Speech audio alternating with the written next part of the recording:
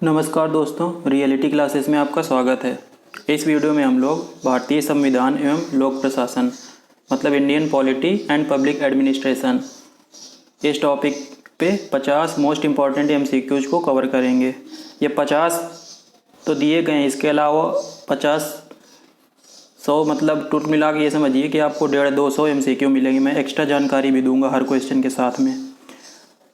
काफ़ी छोटा टॉपिक है और यहाँ से 5 नंबर लाना बहुत ही इजी है। तो आप इस टॉपिक पे ना क्वेश्चन हर बार रिपीट होते हैं, नए क्वेश्चन बहुत कम बन पाते हैं, तो इस पे आप अच्छे से ध्यान दीजिए। चलिए पहला क्वेश्चन शुरू करते हैं। भारत के संविधान के ऊपर सबसे अधिक प्रभाव किसका है? तो यह तो आपको पता ही होगा कि कई देशों के संविधान को स्टडी करने के बाद अपने देश का संविधान बनाया गया है, लेकिन उसका लगभग 80% भाग है ना, वो भारत सरकार अधिनियम 1935 पे बेस्ड है। और यहाँ पे जो ब्रिटेन का संविधान, USA का संविधान और USSR का संविधान, तो ब्रिटेन के संविधान से हमारे यहाँ पार्लियामेंट्री सिस्टम लिया गया है, एकल नागरिकता ली गई है। USA के संविधान से इंडिपेंडेंट जुडिशरी का कॉन्सेप्ट लिया गया है, मूल अधिकार लिए गए हैं। USSR मतलब सोवियत रसिया के संविधान से मूल कर्तव्य लिए गए हैं। दूसरा क्वेश्चन नंबर है, निम्न में से किस देश का अलिखित संविधान है? तो ये सुन के आपको थोड़ा अजीब लगेगा, लेकिन जो UK है ना, यूनाइटेड किंगडम आ जाए या इंग्लैंड या ब्रिटेन, कुछ भी लिखा हो सकता है, तो यहाँ का अलिखित संविधान है। मतलब यहाँ पे जो रूल्स चले आ रहे हैं ना, उनको मतलब कॉमन अंडरस्टैंडिंग से उनको फॉलो किया जाता है। और वहाँ पे वहाँ की संसद की सर्वोच्चता है, जो वहाँ संविधान की सर्वोच्चता नहीं है, संसद की सर्वोच्चता है, ये आपको याद रखना है। USA का संविधान दुनिया का सबसे पुराना लिखित संविधान है और बहुत ही छोटा है, ये आपको याद रखना है। जो फेडरल सिस्टम है वो अपने यहाँ वो कनाडा के संविधान से लिया गया है, मतलब केंद्र में अलग सरकार, राज्य में अलग सरकार। तीसरा क्वेश्चन नंबर है, भारतीय संविधान की प्रस्तावना में किस तरह के न्याय का जिक्र नहीं है? तो ये आपको याद रखना है कि भारत के जो संविधान की प्रस्तावना है ना, एक्चुअल में पंडित जवाहरलाल नेहरू ने 13 दिसंबर 1946 को ऑब्जेक्टिव रिजोल्यूशन पास किया था, वही आगे चल के प्रस्तावना बना, और ये मेनली US के संविधान से प्रेरित है। तो ये हो गया किसने पेश किया था ऑब्जेक्टिव रिजोल्यूशन, पिछली बार क्वेश्चन आया था, तो ये जवाहरलाल नेहरू जी ने रखा था। कहाँ से लिया गया है? USA के संविधान से। तो उसमें 3 तरह के न्याय की बात की गई है, आर्थिक, सामाजिक और राजनैतिक। जो लोकतांत्रिक है ना, इसका आंसर हो जाएगा। बोल रहा है ना न्याय का जिक्र नहीं है। क्वेश्चन आपको अच्छे से पढ़ना है, उसके बाद आंसर करना है। चौथा क्वेश्चन नंबर है, भारत कब पूर्ण संप्रभु लोकतांत्रिक गणतंत्र बना? तो ये तब बना जब हमारा संविधान पूरे देश में लागू हो गया। तो इसका पहला सही है 26 जनवरी 1950। कुछ लोग इसमें 26 नवंबर 1949 को भी मानेंगे, लेकिन बन के तैयार हो गया था, लेकिन लागू नहीं हुआ था पूरी तरह से। 26 नवंबर को हम लोग संविधान दिवस मनाते हैं, क्योंकि 26 नवंबर 1949 को ये बन के तैयार हुआ था। जो 9 दिसंबर 1946 यहाँ पे दिया गया है ना, संविधान सभा की पहली बैठक इसी दिन हुई थी, 9 दिसंबर 1946 को। संविधान सभा के अस्थायी अध्यक्ष थे डॉक्टर सच्चिदानंद सिन्हा, और वो 9 दिसंबर की बात है। और 11 दिसंबर को संविधान सभा की दूसरी बैठक हुई थी, तो उसमें संविधान सभा के स्थायी सदस्य अध्यक्ष चुने गए थे। कौन? डॉक्टर राजेंद्र प्रसाद। ये याद रखना है। 15 अगस्त 1947 को भारत आज़ाद हुआ था। पांचवा क्वेश्चन नंबर है, हमारे संविधान की प्रस्तावना को कितनी बार संशोधित किया गया है? तो जो प्रस्तावना है ना, इसको प्रियम्बल बोलते हैं इंग्लिश में, केवल इसको अभी तक एक बार संशोधित किया गया है 1976 में। तो उसमें सोशलिस्ट, सेकुलर और इंटीग्रिटी 3 शब्दों को जोड़ा गया था। कब? 42वें संविधान संशोधन 1976 में, और इसको मिनी कॉन्स्टिट्यूशन भी बोला जाता है 42वें संविधान संशोधन को। क्वेश्चन नंबर 6 है, भारत के संविधान में संघीय शब्द का प्रयोग कहाँ पे हुआ है? जो फेडरेशन लिखा है ना, जैसे अभी मैंने बताया कि संघात्मक व्यवस्था अपने संविधान में ली गई है कनाडा से, लेकिन भारत के संविधान में संघीय शब्द का प्रयोग कहीं पे भी नहीं हुआ है। वहाँ पे लिखा हुआ है यूनियन ऑफ स्टेट्स।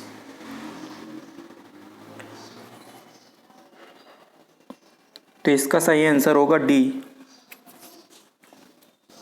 अनुच्छेद 368 जो है ना, इससे है ना भारत के संविधान संशोधन की प्रक्रिया का जिक्र है। यहाँ पे प्रस्तावना तो बता ही दिया, प्रारंभिक पेज है।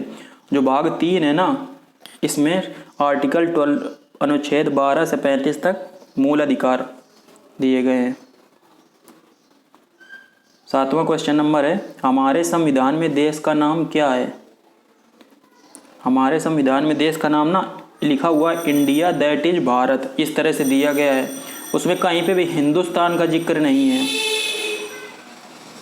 8वां क्वेश्चन नंबर है, शक्तियों का विभाजन और स्वतंत्र न्यायपालिका किसकी दो महत्वपूर्ण विशेषताएं हैं? तो जो ये विशेषताएं दिए गए ना, शक्तियों का विभाजन किया गया है व्यवस्थापिका, कार्यपालिका और न्यायपालिका के बीच, और स्वतंत्र न्यायपालिका इंडिपेंडेंट जुडिशरी है ना, ये सरकार की संघीय स्वरूप है ना, उसका उदाहरण है। तो इसका बी ऑप्शन सही है। 9वां क्वेश्चन नंबर है, किस वर्ष मौलिक कर्तव्य हमारे संविधान में शामिल किए गए थे? तो ये किए गए थे 42वें संविधान संशोधन 1976 से। जो यहाँ पे दिया गया 1978, तो यहाँ पे 44वें संविधान संशोधन 1978 से जो भूमि का अधिकार था ना, वो कानूनी अधिकार बना दिया गया था। कहाँ पे? आर्टिकल 300A में। तो अब जो संपत्ति का अधिकार है ना, वो मूल अधिकार नहीं है। पहले मूल अधिकार 7 हुआ करते थे, अब कितने हैं? 6। तो ये भी आपको याद रखना है, अब मूल अधिकार हैं 6। तो उनमें से कौन सा अधिकार हट गया है? ये 301। और कौन से संविधान संशोधन से? 44वें संविधान संशोधन 1978 से। अगला क्वेश्चन है, भारत की संविधान सभा के संवैधानिक सलाहकार कौन थे? तो संवैधानिक सलाहकार ये थे BN राव। जब संविधान सभा जो बनी थी उसमें सबसे पढ़े लिखे थे डॉक्टर भीमराव अंबेडकर जी। वो कौन थे? प्रारूप समिति के अध्यक्ष। जो प्रारूप तैयार होगा ना, उसके अध्यक्ष थे। और इसमें BN राव जो थे, वो उनके बाद 2nd नंबर में उस समय संविधान सभा में सबसे ज़्यादा पढ़े लिखे व्यक्ति थे। ये आगे 11 नंबर में बता ही दिया किस संविधान संशोधन को मिनी संविधान कहा जाता है। तो ये है 42वां संविधान संशोधन 1976। और इसके 44वें संविधान संशोधन के बारे में भी बता ही दिया मैंने। भारत में एकल नागरिकता की अवधारणा को कहाँ से लिया गया है? अब एकल नागरिकता ये क्या है? इसका मतलब ये है कि आप यदि भारत के नागरिक हैं ना, तो आप जो यहाँ पे राज्य है ना, वहाँ के भी नागरिक हो गए। तो ये लिया गया है इंग्लैंड से। जबकि USA में क्या है ना, आपको USA की नागरिकता अलग से लेनी होती है, और वहाँ पे जो 50 राज्य है ना, वहाँ की नागरिकता अलग से लेनी होती है। तो वहाँ पे केंद्र सरकार का अलग संविधान है और राज्यों का अलग संविधान है। 13 क्वेश्चन नंबर है, हमारे संविधान में न्यायिक समीक्षा की धारणा किस देश से ली गई है? न्यायिक समीक्षा का मतलब होता है जुडिशियल रिव्यू इंग्लिश में। तो ये लिया गया USA के संविधान से। जबकि मैं बताया ना, इंग्लैंड में ऐसा कुछ है नहीं। वहाँ पे जो संसद बोल देती है वही सर्वोच्च होता है, और आप वहाँ पे जाके मतलब कोर्ट में नहीं जा सकते उसके अगेंस्ट। 14 क्वेश्चन नंबर है, भीमराव अंबेडकर ने किस अनुच्छेद को भारतीय संविधान की आत्मा कहा है? तो इसमें 2 क्वेश्चन बनते हैं। ऐसे यदि इनका डॉक्टर भीमराव अंबेडकर का नाम लिख के आएगा तो आपको अनुच्छेद 32 कहना है। ये अनुच्छेद 32 है ना, ये इसको संवैधानिक उपचारों का अधिकार बोलते हैं, राइट टू कॉन्स्टिट्यूशन रेमेडीज। लेकिन यदि नॉर्मली ऐसे बोला जाए कि भारत का संविधान का कौन सा भाग भारत की संविधान की आत्मा और दिल है, तो वो आप प्रस्तावना को बोलिएगा। ये अनुच्छेद 19 से 21 आगे आएंगे, तो मैं यहाँ पे नहीं बता रहा हूँ, वहीं पे बताऊँगा जब क्वेश्चन आएंगे। 15 क्वेश्चन नंबर है, हमारे संविधान के किस भाग में मौलिक कर्तव्य दिए गए हैं? तो जो मौलिक कर्तव्य है ना वो संविधान के भाग 4A में दिए गए हैं।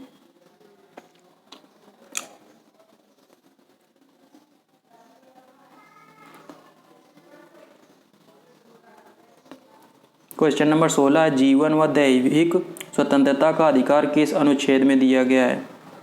तो जीवन व दैहिक स्वतंत्रता का अधिकार है ना,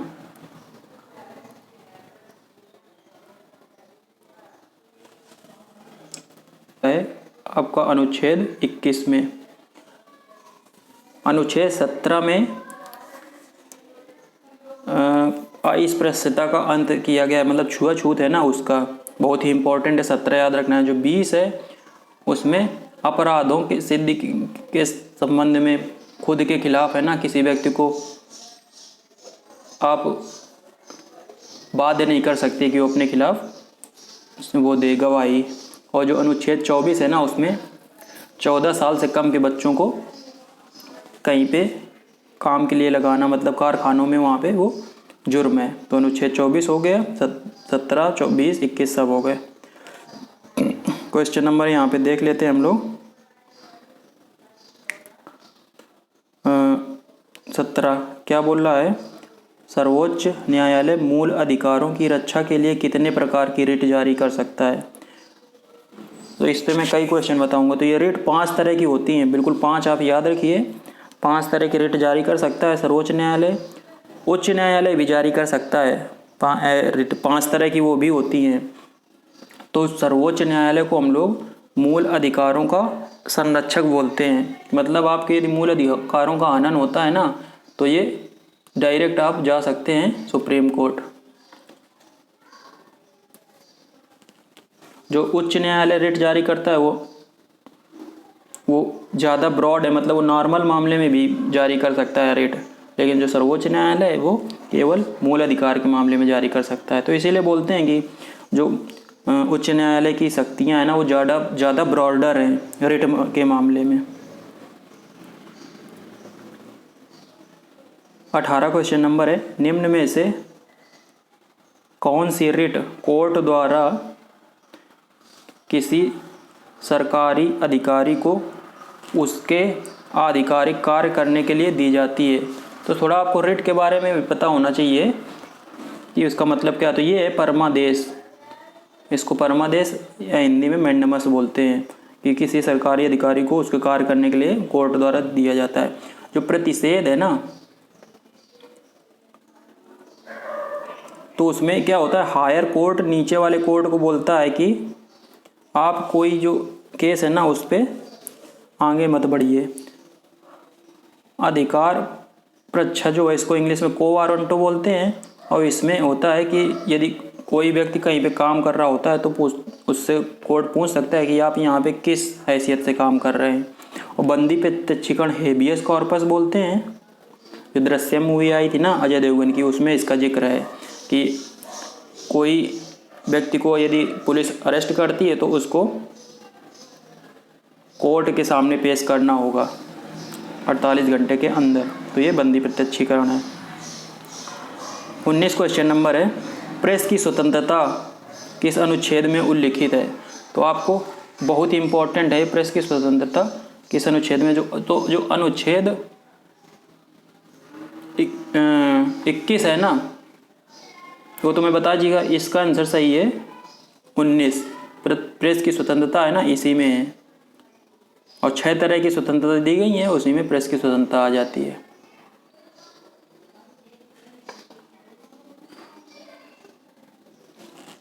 जो अनुच्छेद 14 है उसके बारे में बता देता हूँ। 14 है ना वो इक्वलिटी बिफोर लॉ की बात करता है। जो 16 है वो इक्वलिटी ऑफ अपॉर्चुनिटी की बात करता है, मतलब रोजगार नियोजन या रोजगार में बराबर समानता। और जो अनुच्छेद 21 है वो प्राण व दैहिक स्वतंत्रता की संरक्षा करता है। जो अनुच्छेद जो 19 और 21 है ना वो 19 और 21, आप 21 फिलहाल याद रखिए कि इसको किसी भी तरह जो हम क्या बोलते हैं यदि आपातकाल भी लागू होगा तो उसमें ये स्थगित नहीं होता है। हाँ 20 और 21 है, 19 नहीं है, 20 और 21 दोनों नहीं होते हैं, क्योंकि 20 में तो फ्रीडम ऑफ स्पीच है तो वो तो ख़त्म हो जाता है आपातकाल के टाइम। 20वां क्वेश्चन नंबर है, मौलिक अधिकार किस कमेटी की सिफारिश पर लागू किए गए थे? यहाँ पे आप मौलिक अधिकार की जगह ना मौलिक कर्तव्य कीजिए, क्योंकि मौलिक अधिकार जो है ना वो पहले से ही थे संविधान में। तो ये थे स्वर्ण सिंह कमेटी की सिफारिश पर। जो अशोक मेहता समिति है ना, ये पंचायती राज से संबंधित है और इसने 2 स्तरीय पंचायती राज व्यवस्था की सिफारिश की थी। क्वेश्चन नंबर 21 देखते हैं, मौलिक अधिकारों पर यथोचित प्रतिबंध कौन लगा सकता है? तो जो फंडामेंटल राइट्स हैं उसमें उचित प्रतिबंध लगा सकता है वो है संसद। बाकी किसी के पास ऐसा है नहीं कि संसद कानून बना के किसी भी विशेष समय पे, जैसे इमरजेंसी है, आपातकाल, उस समय या कुछ प्रतिबंधों लगा सकती है मौलिक अधिकारों पे। 22वां क्वेश्चन नंबर है, निम्न में से कौन सा अधिकार मूल अधिकार नहीं है? समता का अधिकार, शोषण के प्रति अधिकार, धर्म की स्वतंत्रता का अधिकार, हड़ताल का अधिकार। जो ये हड़ताल का अधिकार है ना, ये मूल अधिकार नहीं है। इस तरह से भी क्वेश्चन बनेंगे। 23 नंबर है, हमारे संविधान में राज्य के नीति निर्देशक तत्व DPSP directive principles of state policy कहाँ से लिए गए? आयरलैंड से। कोई गिनती नहीं है कि कितने बार ये क्वेश्चन पूछा जाता है, बस मैंने बताया ना कि पॉलिटी में क्वेश्चन रिपीट होते हैं, इसमें नए क्वेश्चन बहुत कम बनते हैं। तो ये आपको याद रखना है कि जो नीति निर्देशक सिद्धांत हैं वो आयरलैंड से लिए गए हैं, और DPSP इनको शॉर्ट में बोलते हैं।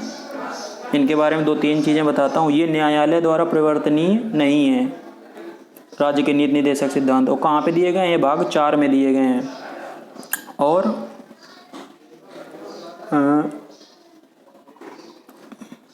आर्टिकल 36 से 51 में दिए गए हैं।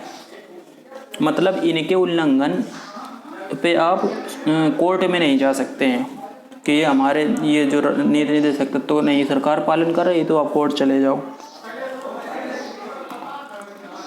24 क्वेश्चन नंबर है, यदि सरकार द्वारा राज्य के नीति निर्देशक सिद्धांतों को लागू नहीं किया जाता है तो एक नागरिक किसके पास अपील कर सकता है? नीति निर्देशक सिद्धांत तो ये किसी के पास नहीं जा सकता। मतलब हमने बताया कि न्यायालय द्वारा परिवर्तनीय है नहीं। अब मैं बताता हूँ कि ये किस लिए संविधान में रखे गए थे। जब देश आज़ाद हुआ तो उस समय देश की जो आर्थिक स्थिति थी बहुत ही ख़राब थी, तो सरकार के पास उस समय इतना पैसा नहीं था कि वो एक कल्याणकारी राज्य की जो कामना की गई है वो उसको पूरा कर सके। तो इसमें इस तरह के कुछ फैक्ट रखे गए हैं कि आपको ये समय समय पर करने हैं आगे चल के, जैसे आपकी आर्थिक स्थिति सही हो सके। और जो कोई बनाई जाती हैं पॉलिसीज उसमें नीति निर्देशक तत्वों को ध्यान में रखा जाता है। 25 क्वेश्चन नंबर है, निम्न में से कौन सा अनुच्छेद ग्राम पंचायतों के गठन का प्रावधान करता है? इसी तरह क्वेश्चन आया था पिछली बार PET में। तो ये है अनुच्छेद 40। DPSP में कुछ अनुच्छेद बहुत इंपॉर्टेंट हैं, वो आपको याद रखने हैं। मैं इनमें से आगे जो आएंगे उनको बता दूंगा और एक्स्ट्रा जो आएंगे उनको भी। जैसे आपको 51 जो है ना उसको याद रखना है। जो 51 है वो अंतर्राष्ट्रीय शांति की मतलब करता है कि अंतर्राष्ट्रीय शांति का प्रयास सरकार करेगी। देखते हैं क्वेश्चन नंबर 26 क्या बोल रहा है। नागरिकों के लिए समान सिविल संहिता यूनिफॉर्म सिविल कोड की बात हो रही है। तो एक क्वेश्चन बताता हूँ मैं आपको। इस समय देश में केवल गोवा में यूनिफॉर्म सिविल कोड है। एक्चुअल में वहाँ पे पुर्तगाल का शासन रहा था ना, तो इस वजह से वहाँ पे पहले से लागू है। बाकी किसी जगह पे हो सकता है उत्तराखंड में भी आ जाए, लेकिन आगे देश में धीरे धीरे ये आएगा। तो समान सिविल संहिता, इसमें समान की बात हो रही, तो देखो 44 में 2-4 आ रहे हैं तो इससे याद रखने में आसानी रहेगी। जो इसमें 39A 39D है इनके बारे में बता देता हूँ। जो 39A है वो समान न्याय और निःशुल्क विधिक सहायता की बात करता है, और जो D है वो अनुच्छेद 39D ये पुरुषों और स्त्रियों को समान कार्य के लिए समान वेतन की बात करता है। तो और अनुच्छेद जो 48 है ये भी सब DPSP में ही है। तो अनुच्छेद 48 कृषि व पशुपालन के संबंध में संगठन बनाने के लिए बात करता है। तो ये सभी हो गए चारों। 27 क्वेश्चन नंबर है, यह किसका कथन है कि सरकारी नीति के निदेशक सिद्धांत किसी बैंक में दे उस चेक की तरह हैं जिसका भुगतान बैंक अपनी सुविधा अनुसार करता है। तो ये है ना के.टी. शाह, इनका स्टेटमेंट है। के.टी. शाह संविधान सभा जो बनी थी उसके सदस्य थे। 28 क्वेश्चन नंबर है, संसद के संयुक्त सत्र की अध्यक्षता कौन करता है? ज्वाइंट सेशन की बात हो रहा है, तो ज्वाइंट सेशन बुलाते हैं कौन?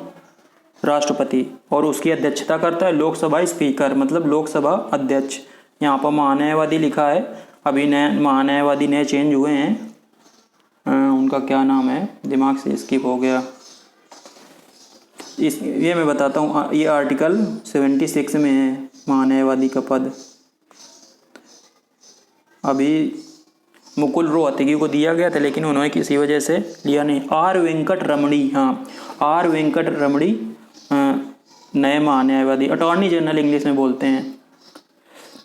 क्वेश्चन नंबर 29 है, संसद के प्रत्येक बैठक का दूसरा घंटा क्या कहलाता है? इस पे भी क्वेश्चन बहुत आता रहता है। तो पहला घंटा कहलाता है प्रश्नकाल। 11 बजे सिटिंग स्टार्ट होती है पर डे, संसद का जो सत्र है वो 11 बजे शुरू होता है। तो 11 बजे से 12 बजे को प्रश्नकाल बोलते हैं, और 12 बजे से 1 बजे जो दूसरा घंटा है उसको बोलते हैं शून्यकाल या 0 आवर। प्राक्कलन समिति में कितने सदस्य होते हैं? तो जो प्राक्कलन समिति है ना वो संसद की सबसे बड़ी समिति है। इस तरह से भी क्वेश्चन पूछ सकता है कि कौन समिति संसद की सबसे बड़ी समिति है, वो है प्राक्कलन समिति। इसमें 30 सदस्य होते हैं, 22 सदस्य होते हैं लोकसभा से, 8 सदस्य होते हैं राज्यसभा से। भारतीय संसद के कितने अंग हैं? क्वेश्चन तो ये बहुत ईजी है लेकिन पता नहीं कितने बार आया है और लोग गलत कर देते हैं। तो संसद के ना 3 अंग हैं, कौन? लोकसभा, राज्यसभा और प्रेसिडेंट। जो प्रेसिडेंट है ना वो अभिन्न अंग है संसद के, तो इसमें 3, आंसर इसका होगा सही सी। 32 क्वेश्चन नंबर है, वर्तमान समय में लोकसभा सदस्यों की अधिकतम संख्या कितनी हो सकती है? इस पे बहुत ज़्यादा कन्फ्यूजन रहता है लोगों को। तो मैं आपको बताऊं कि जो 2024 में जब नई लोकसभा बनेगी ना तो 2 एंग्लो इंडियन की जो सीट्स हैं वो ख़त्म कर दी जाएंगी। लेकिन अभी यदि उससे पहले जितने एग्जाम आते हैं उसमें आपको इसका सही आंसर 552 ही मारना है, 550 नहीं मारना है। 33 क्वेश्चन नंबर दिया गया है, राज्यसभा के कितने सदस्य हर 2 साल में रिटायर होते हैं? तो राज्यसभा के 1/3, कहाँ पे चला गया ये, 1/3 सदस्य हर 2 साल में रिटायर होते हैं। राज्यसभा के सदस्यों का कार्यकाल होता है 6 वर्ष का। इसको उच्च सदन या स्थायी सदन बोलते हैं, मतलब ये कभी ना भंग हो सकती है ना स्थगित हो सकती है। वो जो हमारे प्रेसिडेंट है ना वो पदेन बाई पोस्ट उपराष्ट्रपति, जो उपराष्ट्रपति होते हैं वही राज्यसभा के अध्यक्ष होते हैं। और जो उपराष्ट्रपति को वेतन मिलता है ना वो उपराष्ट्रपति पद के लिए नहीं मिलता, वो इसलिए मिलता है क्योंकि वो राज्यसभा के अध्यक्ष होते हैं। अगला क्वेश्चन है 34, कोई बिल मुद्रा बिल या मनी बिल है कि नहीं, इसे डिसाइड कौन करता है? तो ये डिसाइड करता है लोकसभा स्पीकर की कोई बिल है वो मनी बिल है कि नहीं। और जो मनी बिल है वो आर्टिकल 110 में दिया गया है। मनी बिल को वित्त बिल या फिनेंस कमीशन से आपको कुछ लेना देना है नहीं है। अब उसमें आपको समझना नहीं है ज़्यादा क्योंकि आपके लेवल का है नहीं। वर्तमान वित्त आयोग के अध्यक्ष कौन है? जो वित्त आयोग है उसका गठन राष्ट्रपति करते हैं, हर 5 वर्ष में करते हैं। अभी चल रहा है 15वां वित्त आयोग और इसके अध्यक्ष हैं एन.के. सिंह। इसमें जो दिया गया ए नंबर में के.सी. नियोगी, तो के.सी. नियोगी पहले वित्त आयोग के अध्यक्ष थे। जो जी.वी. मावलंकर है ना वो पहले लोकसभा स्पीकर थे, और जो मीरा कुमार लिखा है ये पहली महिला लोकसभा स्पीकर थी। 36 क्वेश्चन नंबर है, राज्यसभा सदस्य बनने के लिए न्यूनतम आयु कितनी है? तो ये है 30 वर्ष। यहाँ पे जो 21 लिखा है ना वो है 21 वर्ष। 21 वर्ष आयु है किसकी, जो ग्राम प्रधान बनने की जो आयु है ना वो है 21 वर्ष। 25 वर्ष है वो विधान परिषद अच्छा, विधान परिषद और राज्यसभा दोनों के सदस्यों के लिए 33 वर्ष है, और विधानसभा और लोकसभा दोनों के लिए 25 वर्ष है, और राष्ट्रपति के लिए 35 वर्ष है। तो ये सभी एज आपको याद रखनी है। 37 क्वेश्चन नंबर है, मंत्रिमंडल सामूहिक रूप से किसके प्रति उत्तरदायी होता है? तो कुछ लोगों के दिमाग में राष्ट्रपति आ रहा होगा, लेकिन राष्ट्रपति के नहीं, लोकसभा के प्रति होता है मंत्रिमंडल, क्योंकि जो मंत्री है ना वो लोकसभा से ही चुने जाते हैं। और यदि मंत्रिमंडल जो है वो कैबिनेट है, वो अपना बहुमत खो देती है जो पार्टी लोकसभा में, तो लोकसभा भंग हो जाती है, दोबारा चुनाव होते हैं, उसका राज्यसभा पे कोई असर नहीं पड़ता है। राज्यसभा स्थायी सदन है। वर्तमान समय में उच्च न्यायालय में न्यायाधीशों की संख्या कितनी है? उच्चतम न्यायालय सुप्रीम कोर्ट की बात कर रहा है, तो इस समय 33 + 1 मतलब 33 जज हैं, और 33 + 1 3 नहीं, 33 जज हैं, एक है चीफ जस्टिस। चीफ जस्टिस कौन है? यूयू ललित, उदय उमेश ललित, अपने देश के इस समय CJI हैं। तो इस समय 34 हैं टोटल न्यायाधीश, याद रखना है। 39 क्वेश्चन नंबर है, जनहित याचिका, उसको PIL बोलते हैं, पब्लिक इंटरेस्ट लिटिगेशन। इसका जनक किसे कहा जाता है? तो ये कहा जाता है जस्टिस PN भगवती को। HJ कानिया जो यहाँ पे लिखा हुआ है ना, ये हीरा लाल ऐसे ही कुछ करके है कानिया, तो ये इंडिया के पहले CJI थे, प्रथम चीफ जस्टिस थे। अगला क्वेश्चन नंबर है 42, 40 नंबर क्या बोल रहा है? समवर्ती सूची में कितने विषय शामिल हैं? तो 3 सूची होती हैं, संघ सूची, राज्य सूची, समवर्ती सूची। संघ सूची में केवल संघ सूची में जो विषय हैं उसमें कानून बनाने का अधिकार केवल केंद्र सरकार को है। राज्य सूची में कानून बनाने का अधिकार राज्यों को है, लेकिन यदि 2 या 2 से अधिक राज्य सूची के किसी विषय पर कानून बनाने के लिए संसद को पत्र लिखते हैं, तो संसद राज्य सूची में भी कानून बना सकती है। समवर्ती सूची में कोई भी कानून बना सकता है, राज्य सरकार भी और केंद्र सरकार भी। लेकिन यदि एक ही चीज़ पे, मतलब कि एक ही विषय पे केंद्र सरकार भी कानून बनाए और राज्य सरकार, तो केंद्र सरकार का जो कानून बनाया है ना वो लागू होगा। अब बात हुई कितने विषय हैं, तो यहाँ पे 3 लिखा है, मैंने तीनों लिख दिए हैं। इस समय वर्तमान समय में समवर्ती सूची में 52 विषय हैं, तो इसका आंसर सही है C। संघ सूची या केंद्र सूची में इस समय 100 विषय हैं, और राज्य सूची में 61 विषय हैं। 41 क्वेश्चन नंबर है, भारत में पंचायती राज व्यवस्था का शिल्पीकार किसे कहा जाता है? तो पंचायती राज व्यवस्था का शिल्पीकार बलवंत राय मेहता को कहा जाता है। इन्हीं की कमेटी की सिफारिश पे पंचायती राज व्यवस्था लागू हुई। और सबसे पहले कहाँ पंचायत व्यवस्था लागू हुई थी? राजस्थान के नागौर में। कब? 1949 में।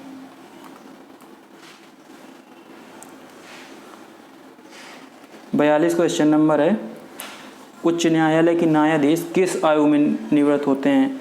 तो जो उच्च न्यायालय के न्यायाधीश हैं वो 62 वर्ष की आयु में रिटायर होते हैं, और जो सुप्रीम कोर्ट के न्यायाधीश हैं वो 65 वर्ष की आयु में रिटायर होते हैं।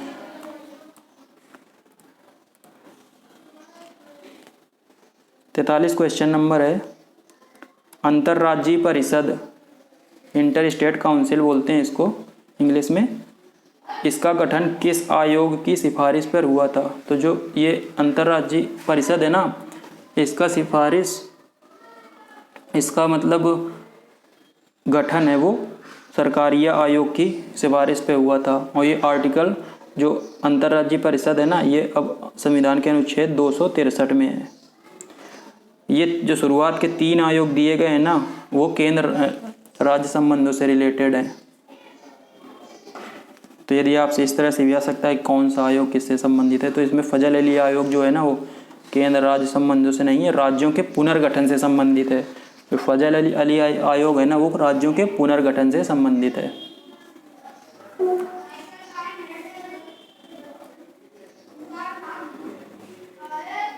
अगला कौन सा क्वेश्चन नंबर है? 44। संविधान द्वारा नगरीय स्थानीय निकायों को कितने विषय दिए गए हैं?